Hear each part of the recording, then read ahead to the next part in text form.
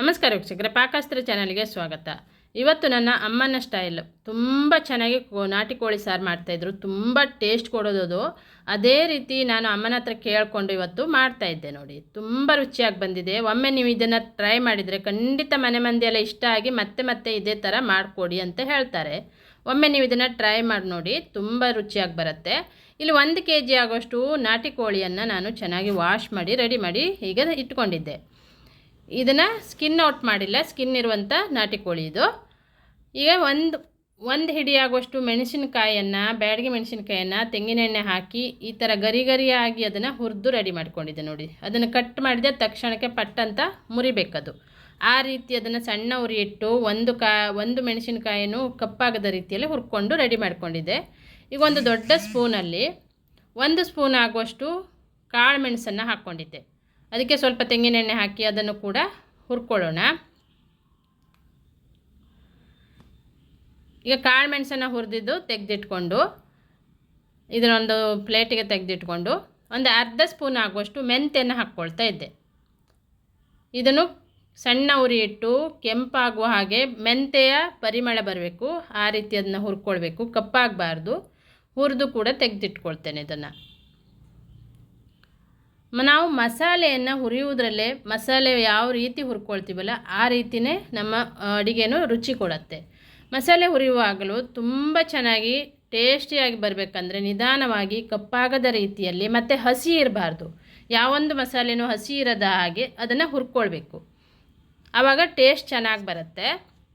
ಕೊತ್ತಂಬರಿ ಕಾಳು ಒಂದು 4 ಸ್ಪೂನ್ ಆಗೋಷ್ಟು ಕೊತ್ತಂಬರಿ ಕಾಳನ್ನು ತೆಂಗಿನ ಎಣ್ಣೆ ಹಾಕಿ ಹುರಿದು ರೆಡಿ ಮಾಡ್ಕೊಂಡಿದ್ದೆ. ಈಗ ಒಂದು ಅರ್ಧ ಸ್ಪೂನ್ ಆಗೋಷ್ಟು ಉದ್ದಿನ ಬೇಳೆಯನ್ನು ಹಾಕ್ತಾ ಇರೋದು. ಉದ್ದಿನ ಬೇಳೆಯನ್ನು ಕೂಡ ಸಣ್ಣ ಉರಿ ಇಟ್ಟು ಇದನ್ನು ಕೂಡ ಕೆಂಪಾಗುವ ಹಾಗೆ ಹುರಿದು ತೆಗೆದಿಟ್ಕೊಂಡಿದ್ದೆ. ಈಗ 2 ಲವಂಗ, 1 ಚಕ್ಕೆ, 2 ಲವಂಗ, 1 ಏಲಕ್ಕಿ, 1 ಸಣ್ಣ ಪೀಸ್ ಆಗುವಷ್ಟು ಚಕ್ಕೆಯನ್ನು ಕೂಡ ಹುರ್ಕೊಳ್ತಾ ಇದ್ದೆ. ಅದಕ್ಕೆ 1/4 ಚಮಚ ಆಗುವಷ್ಟು ಜೀರಿಗೆ ಹಾಕ್ಕೊಂಡಿದ್ದೆ. 1 ಚಿಟಿಕೆ ಆಗುವಷ್ಟು ಸೋಂಪು ಕಾಳನ್ನು ಹಾಕ್ಕೊಂಡಿದ್ದೆ. ಇವೆಲ್ಲವನ್ನು ಎಣ್ಣೆಯಲ್ಲಿ ಫ್ರೈ ಮಾಡ್ಕೊಳ್ಬೇಕು. ನಂತರ ಒಂದು ಅರ್ಧ ಸ್ಪೂನ್ ಆಗುವಷ್ಟು ಎಳ್ಳನ್ನು ಕೂಡ ಹಾಕ್ಕೊಳ್ಳೋಣ. ಬಿಳಿ ಎಳ್ಳನ್ನು ಹಾಕ್ತಾಯಿದ್ದೆ. ಆನಂತರ 1/4 ಚಮಚ ಆಗುವಷ್ಟು ಗಸಗಸೆಯನ್ನು ಹಾಕಿದ್ದೆ. ಕೊನೆಯಲ್ಲಿ ಹಾಕ್ಕೊಳ್ಬೇಕು. ಇವನ್ನ ಕೊನೆಯಲ್ಲಿ ಹಾಕಿ ಇದನ್ನು ಫ್ರೈ ಮಾಡಿಕೊಂಡು ಅದನ್ನು ಕೂಡ ತೆಗೆದಿಟ್ಕೊಳ್ಬೇಕು. ಈಗ ಅವನ್ನ ತೆಗೆದಿಟ್ಕೊಂಡು 1 ಟೊಮೆಟೊ ಇದೆ, ಇಲ್ಲಿ ಒಂದು 10-12 ಬೆಳ್ಳುಳ್ಳಿ ಹೆಸಳಿದ್ದೆ, 1 ಈರುಳ್ಳಿ ಇದೆ, ಹಾಗೆ ಒಂದು ಅರ್ಧ ಬೌಲ್ ಆಗುವಷ್ಟು ಹಸಿ ತೆಂಗಿನಕಾಯಿ ತುರಿ ಇದೆ. ಇದನ್ನು ಕೂಡ ಈಗ ಫ್ರೈ ಮಾಡ್ಕೊಳ್ಳೋಣ. ಎಣ್ಣೆ ಹಾಕಿ ಚೆನ್ನಾಗಿ ಫ್ರೈ ಮಾಡ್ಕೊಳ್ಬೇಕು. ಈರುಳ್ಳಿ, ಬೆಳ್ಳುಳ್ಳಿ ಮತ್ತು ಟೊಮೆಟೊವನ್ನು ಹಾಕಿದ್ದೆ. ಈಗ ಸ್ವಲ್ಪ ಎಣ್ಣೆ ಹಾಕಿ ಇದನ್ನು ಫ್ರೈ ಮಾಡ್ಕೊಳ್ಬೇಕು. ಈ ರೀತಿ ನೀವು ಒಮ್ಮೆ ಟ್ರೈ ಮಾಡಿ, ತುಂಬ ರುಚಿ ಕೊಡುತ್ತೆ. ಇದು ನಮ್ಮ ಕುಂದಾಪುರ ಸ್ಟೈಲ್ ಅಂತಲೂ ಹೇಳ್ಬೋದು. ನಮ್ಮ ಅಮ್ಮ ಕುಂದಾಪುರ ಸ್ಟೈಲಲ್ಲೇ ಮಾಡ್ತಾ ಇರೋದು. ತುಂಬ ರುಚಿಯಾಗಿರುತ್ತೆ ಅದು. ಈಗ ಈರುಳ್ಳಿ, ಬೆಳ್ಳುಳ್ಳಿ ಮತ್ತು ಟೊಮೆಟೊ ಫ್ರೈ ಆದ ನಂತರ ನಾನು ಹಸಿ ತೆಂಗಿನಕಾಯಿ ತುರಿ ಒಂದು ಅರ್ಧ ಬೌಲ್ ಆಗುವಷ್ಟು ಹಾಕ್ಕೊಂಡಿದ್ದೆ. ಇದನ್ನು ಹಾಕಿ ಇದನ್ನು ಕೂಡ ಎಣ್ಣೆಯಲ್ಲೇ ಫ್ರೈ ಮಾಡ್ಕೊಳ್ಬೇಕು. ಇದಕ್ಕೊಂದು 1/4 ಚಮಚ ಆಗುವಷ್ಟು ಅರಿಶಿಣದ ಹುಡಿಯನ್ನು ಹಾಕ್ಕೊಳ್ತಾ ಇದ್ದೆ. ನೋಡಿ, ಹಾಕಿ ಆ ತೆಂಗಿನಕಾಯಿಯ ಪರಿಮಳ ಬರುತ್ತೆ. ಆವಾಗ ನಿಮ್ಗೆ ಗೊತ್ತಾಗುತ್ತೆ ಹುರಿದಿರೋದು. ತುಂಬ ಕಪ್ಪಾಗಬಾರ್ದು. ಎಲ್ಲ ಮಸಾಲೆನೂ ಹಾಗೆ ನಾನು ಹೇಳ್ದಂಗೆ ಕಪ್ಪಾಗಬಾರ್ದು. ನಿಧಾನವಾಗಿ ಅದು ಪರಿಮಳ ನಮ್ಮ ಮುಖಕ್ಕೆ ಬರಬೇಕು. ಆವಾಗ ಮಸಾಲೆ ಚೆನ್ನಾಗಿ ಹುರಿದಿದೆ ಅಂತ ಗೊತ್ತಾಗತ್ತೆ. ಈಗ ತೆಂಗಿನಕಾಯಿನೂ ಹುರಿದಿದ್ದನ್ನು ತೆಗೆದಿಟ್ಕೊಂಡು ಎಲ್ಲ ಮಸಾಲೆ ಐಟಮನ್ನು ಹುರಿದಿದ್ದಾಗಿದೆ. ಇವೆಲ್ಲವನ್ನು ನಾನು ಗ್ರೈಂಡರಲ್ಲಿ ಹಾಕ್ಕೊಳ್ತೇನೆ. ನಾನು 1 kg ನಾಟಿ ಕೋಳಿಗೆ ಈ ಉಳಿದಂಥ ಮಸಾಲೆ ಎಲ್ಲ ಪ್ರಮಾಣ ತೋರಿಸಿದೆ. ಈಗ ಮೆಣಸಿನಕಾಯಿಯನ್ನು ನಾನು ಜಾಸ್ತಿನೇ ಹುರಿದಿಟ್ಕೊಂಡಿದ್ದೆ. ಇದರಲ್ಲಿ 1 ಹಿಡಿ ಆಗುವಷ್ಟು ಮೆಣಸಿನಕಾಯನ್ನು ಹಾಕ್ಕೊಳ್ತಾ ಇದ್ದೆ. ಬ್ಯಾಡಗಿ ಮೆಣಸಿನಕಾಯಿ ಇದು, ತೆಂಗಿನ ಎಣ್ಣೆಯಲ್ಲಿ ಹಾಕಿ ಹುರಿದಿರೋದು. 1 ಹಿಡಿ ಆಗುವಷ್ಟು, ನಮ್ಮ ಹಿಡಿಗೆ ಎಷ್ಟು ಹಿಡಿ ಸಿಗುತ್ತೆ ಅಷ್ಟು ಹಿಡಿ ಹಾಕ್ಕೊಂಡು ಈಗ ಗ್ರೈಂಡರಲ್ಲಿ ಇದನ್ನು ನೈಸಾಗಿ ರುಬ್ಕೊಳ್ಳೋಣ. ಒಂದು ಸಣ್ಣ ಪೀಸ್ ಆಗುವಷ್ಟು ಹುಣಸೆ ಹುಳಿ ಹಾಕ್ಕೊಳ್ತಾ ಇರೋದು. ತುಂಬ ದೊಡ್ಡದು ಹಾಕ್ಕೊಳ್ಬಾರ್ದು. ಟೊಮೆಟೊನೂ ಕೂಡ ಹಾಕಿದ್ದೆ, ಹಾಗಾಗಿ ಸಣ್ಣ ಪೀಸ್ ಆಗುವಷ್ಟು ಹುಣಸೆ ಹುಳಿಯನ್ನು ಹಾಕ್ಕೊಂಡಿದ್ದೆ. ನೀರು ಹಾಕಿ ಈಗ ಮಸಾಲೆ, ತೆಂಗಿನಕಾಯಿ ಹುರಿದಿರುವಂಥ ಐಟಮ್ ಎಲ್ಲವನ್ನು ಹಾಕಿ ಇದನ್ನು ನೈಸಾಗಿ ಈಗ ರುಬ್ಕೊಳ್ಳೋಣ. ಈಗ ಹಾಕ್ತಾಯಿದ್ದೆ ನೋಡಿ, ತೆಂಗಿನಕಾಯಿ, ಈರುಳ್ಳಿ ಮತ್ತು ಟೊಮೆಟೊ, ಬೆಳ್ಳುಳ್ಳಿಯನ್ನು ಮೊದಲು ಮಸಾಲೆ ಹಾಕಿದೆ, ಎಲ್ಲವನ್ನು ಹುರ್ಕೊಳ್ಬೇಕು. ಈಗ ಇಲ್ಲಿ ತೆಂಗಿನ ಹಾಲನ್ನು ತೆಕ್ಕೊಳ್ತಾ ಇರೋದು. 1 ತೆಂಗಿನಕಾಯಿ, ತುರಿದಂಥ ತೆಂಗಿನಕಾಯಿ ಇದು 1 ತೆಂಗಿನಕಾಯಿ ಇದೆ ಇಲ್ಲಿ. ಅಲ್ಲೊಂದು 1/4 ಬೌಲ್ ಆಗುವಷ್ಟು ಹಸಿ ತೆಂಗಿನಕಾಯಿ ತುರಿಯನ್ನು ಮಸಾಲೆ ಹುರಿಲಿಕ್ಕೆ ಹಾಕಿದ್ದೆ, ರುಬ್ಲಿಕ್ಕೆ ಹಾಕಿದ್ದೆ. ಈಗ 1 ತೆಂಗಿನಕಾಯಿ ಹಾಲನ್ನು ತೆಕ್ಕೊಳ್ತಾ ಇರೋದು. ಅದನ್ನು ನೈಸಾಗಿ ಮಿಕ್ಸಿ ಬೌಲಲ್ಲಿ ರುಬ್ಬಿ ಇದು ರೀತಿ ತೆಳುವಾದ ಬಟ್ಟೆಯಲ್ಲಿ ಅದನ್ನು ಚೆನ್ನಾಗಿ ಸೋಸ್ಕೊಳ್ಬೇಕು. ಈಗ ದಪ್ಪ ಹಾಲು ರೆಡಿಯಾಗಿದೆ. ಈಗ ಎರಡನೇ ಸಲ ನಾನು ಹಿಂಡ್ಕೊಳ್ತಾ ಇರೋದು ತೆಳುವಾದ ಹಾಲನ್ನು ತೆಕ್ಕೊಳ್ತೇನೆ. ಈಗ ಇದಕ್ಕೆ ಸ್ವಲ್ಪ ನೀರು ಆ್ಯಡ್ ಮಾಡಿ ಅದೇ ತೆಂಗಿನಕಾಯಿಗೆ ನೀರು ಹಾಕಿ ಮತ್ತೆ ಇದನ್ನು ತೆಳುವಾದ ಹಾಲನ್ನು ತಕ್ಕೊಳ್ತಾ ಇರೋದು.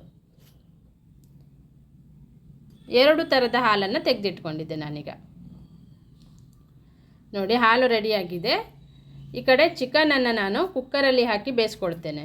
ಅಮ್ಮೆಲ್ಲ ಸೌದೆ ಒಲೆಯಲ್ಲಿ ಮಾಡ್ತಾಯಿದ್ರು. ನಾನೀಗ ಗ್ಯಾಸ್ ಒಲೆ ಆಗಿರೋದ್ರಿಂದ ಬೇಗನೆ ಆಗಲಿ ಅಂಥೇಳಿ ನಾನು ಓಪನ್ನಾಗಿ ಮಾಡ್ಕೊಳ್ಬೋದು, ತುಂಬ ಟೈಮ್ ತಗೊಳುತ್ತೆ. ಹಾಗಾಗಿ ಗ್ಯಾಸ್ ಒಲೆ ಆದ್ದರಿಂದ ನಾನೊಂದು ಕುಕ್ಕರಲ್ಲಿ ಹಾಕಿ ಸ್ವಲ್ಪ ಉಪ್ಪು ಅದೇ ತೆಳುವಾದ ಹಾಲನ್ನು ಹಾಕಿ ಅರಿಶಿಣದ ಹುಡಿ ಹಾಕಿ ಇದನ್ನು ಒಂದು 4 ವಿಸಿಲ್ ಮಾಡ್ಕೊಳ್ತೇನೆ. ಈಗ ತುಂಬ ಬಲ್ತಿರುವ ಕೋಳಿ ಆದರೆ ನೀವು ನೋಡಿಕೊಂಡು ಮತ್ತೆ ವಿಸಿಲ್ ಮಾಡ್ಕೊಳ್ಬೋದು. ನಾನು ತುಂಬ ಬಲ್ತಿರುವ ಕೋಳಿನೂ ಅಲ್ಲ ಇದು, ಹಾಗಾಗಿ ಒಂದು 4 ವಿಸಿಲ್ ಮಾಡ್ಕೊಂಡಿದ್ದೆ. ಈಗ ಕುಕ್ಕರಲ್ಲಿ ಅದನ್ನು ಬೇಯಲಿಕ್ಕೆ ಇಟ್ಟಿದ್ದೆ. ಈ ಕಡೆ ಗ್ರೈಂಡರಲ್ಲಿ ಮಸಾಲೆ ರುಬ್ಬಿದ್ದನ್ನು ತೆಗೆದಿಟ್ಕೊಂಡು ನೈಸಾಗಿ ರುಬ್ಕೊಂಡಿದ್ದೆ. ಒಂದು ದೊಡ್ಡ ಈರುಳ್ಳಿಯನ್ನು ಸಣ್ಣದಾಗಿ ಕಟ್ ಮಾಡಿಕೊಂಡು ಒಂದು 8-10 ಬೆಳ್ಳುಳ್ಳಿಯನ್ನು ಜಜ್ಜಿಟ್ಕೊಂಡಿದ್ದೆ. ಕುಕ್ಕರಲ್ಲಿ ಬೆಂದಂಥ ಚಿಕನ್ನು ಕೂಡ ಬೆಂದು ರೆಡಿಯಾಗಿದೆ.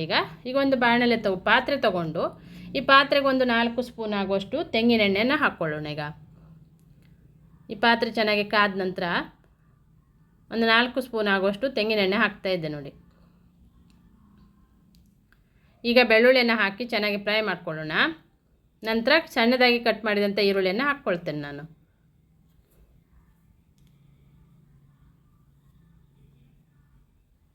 ಈಗ ಬೆಳ್ಳುಳ್ಳಿ ಚೆನ್ನಾಗಿ ಫ್ರೈ ಆಗಿದೆ. ಈಗ ನಾನು ಇದಕ್ಕೆ ಸಣ್ಣದಾಗಿ ಕಟ್ ಮಾಡಿದಂಥ ಈರುಳ್ಳಿಯನ್ನು ಹಾಕ್ಕೊಳ್ತೇನೆ. ಈಗ ಹಾಕಿ ಈರುಳ್ಳಿಯನ್ನು ಚೆನ್ನಾಗಿ ಫ್ರೈ ಮಾಡ್ಕೊಳ್ಬೇಕು. ಈರುಳ್ಳಿಯನ್ನು ಕೆಂಪಾಗುವ ಹಾಗೆ ಫ್ರೈ ಮಾಡುವ ಅವಶ್ಯಕತೆ ಇಲ್ಲ. ಇದನ್ನು ಸ್ವಲ್ಪ ಮೆತ್ತಗಾಗುವ ಹಾಗೆ, ಅಂದರೆ ನಿಮ್ಗೆ ಗೊತ್ತಾಗುತ್ತೆ ಅದು ಎಷ್ಟು ಈಗ ಅದು ಚೆನ್ನಾಗಿ ಫ್ರೈ ಆಗಿದೆ ಅನಿಸುತ್ತೆ ನೋಡಿ ನಿಮಗೆ. ಸ್ವಲ್ಪ ಕಲರ್ ಕೂಡ ಚೇಂಜ್ ಆಗಿದೆ, ತುಂಬ ಬ್ರೌನ್ ಆಗಬೇಕಂತೇನಿಲ್ಲ. ಈಗ ಒಂದು ಅರ್ಧ ಸ್ಪೂನ್ ಆಗುವಷ್ಟು ಕಸ್ತೂರಿ ಮೆಂತ್ಯನೂ ಕೂಡ ಹಾಕಿದ್ದೆ, ಅದನ್ನು ಕೂಡ ಫ್ರೈ ಮಾಡ್ಕೊಳ್ಬೇಕು. ಈರುಳ್ಳಿ ಫ್ರೈ ಆದ ನಂತರ ಕುಕ್ಕರಲ್ಲಿ ಬೇಯಿಸ್ಕೊಂಡಂಥ ಚಿಕನನ್ನು ಹಾಕ್ಕೊಳ್ತಾ ಇದ್ದೆ. ಚಿಕನ್ ಹಾಕಿ ಚೆನ್ನಾಗಿ ಮಿಕ್ಸ್ ಮಾಡಿ ಮಸಾಲೆಯನ್ನು ಹಾಕ್ಕೊಳ್ಳೋಣ. ಈಗ ರುಬ್ಬಿದಂಥ ಮಸಾಲೆಯನ್ನು ಹಾಕ್ಕೊಳ್ತೇನೆ ನಾನು. ಈಗ ಗ್ರೈಂಡರಲ್ಲಿ ಇದನ್ನು ನೈಸಾಗಿ ರುಬ್ಕೊಂಡಂಥ ಮಸಾಲೆಯನ್ನು ಕೂಡ ಹಾಕ್ಕೊಳ್ಬೇಕು. ಹಾಕಿ ಈಗ ದಪ್ಪವಾಗಿರುವಂಥ ತೆಂಗಿನ ಹಾಲನ್ನು ಕೂಡ ಹಾಕ್ಕೊಳ್ತೇನೆ. ಈಗ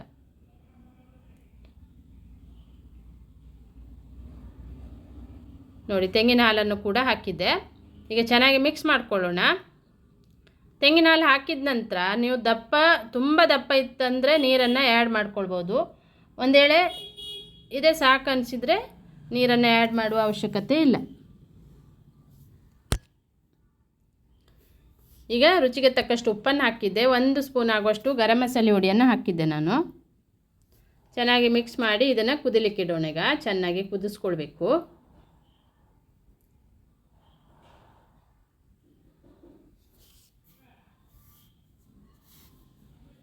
ನೋಡಿ ಈಗ ಚೆನ್ನಾಗಿ ಕುದೀತಾ ಇದೆ.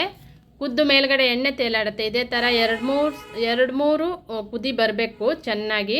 ಆನಂತರ ಚಿಕನ್ ಸಾರು ರೆಡಿಯಾಗಿದೆ ಅಂತ ಗೊತ್ತಾಗುತ್ತೆ. ನೋಡಿದ್ರಲ್ಲ ಎಷ್ಟು ಸಿಂಪಲ್ಲಾಗಿ ಟೇಸ್ಟಿಯಾಗಿರುವಂಥ ನಾಟಿ ಕೋಳಿ ಸಾರು ಕುಂದಾಪುರ ಸ್ಟೈಲು ಹಾಗೆ ನಮ್ಮ ಅಮ್ಮನ ಸ್ಟೈಲಲ್ಲಿ ರೆಡಿಯಾಗಿದೆ. ನನ್ನ ಚಾನಲನ್ನು ಫಸ್ಟ್ ಟೈಮ್ ನೋಡ್ತಾ ಇದ್ದರೆ ಸಬ್ಸ್ಕ್ರೈಬ್ ಮಾಡ್ಕೊಳ್ಳಿ. ಪಕ್ಕದಲ್ಲೇ ಇರುವಂಥ ಬೆಲ್ ಬಟನನ್ನು ಕ್ಲಿಕ್ ಮಾಡಿದರೆ ನಾನು ಯಾವುದೇ ಒಂದು ರೆಸಿಪಿಯನ್ನು ಅಪ್ಲೋಡ್ ಮಾಡಿದಾಗ ಅದರ ನೋಟಿಫಿಕೇಷನ್ ಬರುತ್ತೆ. ನೋಡಿ ಮೇಲ್ಗಡೆ ಎಣ್ಣೆನೂ ತೇಲಾಡ್ತಿದೆ. ಈಗ ಚಿಕನ್ ಸಾರು ರೆಡಿಯಾಗಿದೆ. ಇದನ್ನು ಸ್ಟವನ್ನು ಆಫ್ ಮಾಡ್ಕೊಳ್ತೇನೆ ನಾನು. ಮುದ್ದೆಗೆ, ನಮ್ಮ ಕಡೆ ಬಾಯ್ಲ್ ರೈಸಿಗಂತೂ ಸೂಪರ್ ಕಾಂಬಿನೇಷನು. ಇಡ್ಲಿಗೆ, ದೋಸೆಗೆ, ನೀರು ದೋಸೆಗೆ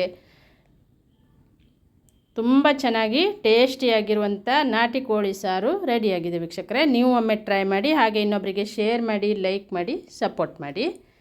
ವಿಡಿಯೋನ ಪೂರ್ತಿಯಾಗಿ ನೋಡಿದ್ದಕ್ಕೆ ಥ್ಯಾಂಕ್ ಯು.